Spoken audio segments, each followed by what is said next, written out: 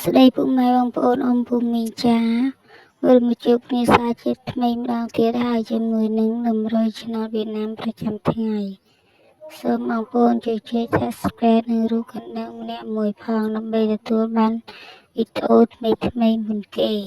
ចាមុននឹងទៅដល់ដំរីឆ្នោតថ្ងៃនេះយើងងាកទៅមើលដំរីឆ្នោតកាលពីម្សិលមិញ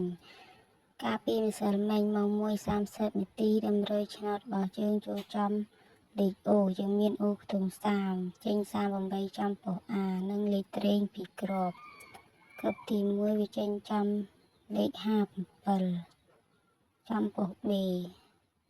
និងលេខ11ចូលចំប៉ុស C ចំណែកលេខធំយើងមានចូលទេកាលពីម្សិលមិញម៉ោង 4:30 នាទីក៏យើងមានចូលដែរម៉ោង 6:30 នាទីដំរីឆ្នោតរបស់យើងក៏មានចូលដែរកាលពីម្សិលមិញ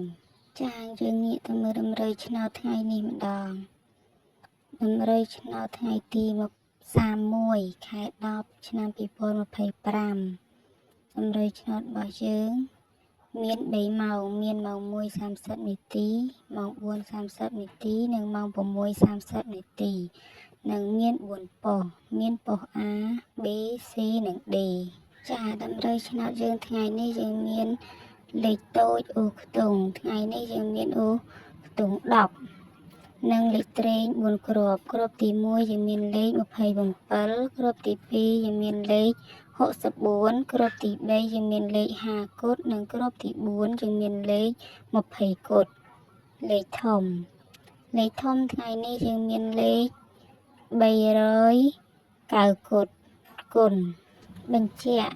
លេខតូចអូខ្ទង់ថ្ងៃនេះយើងមានអូខ្ទង់10និងលេខត្រេង4គ្រាប់ទី1យើងមានលេខ27គ្រាប់ទី2យើងមានលេខ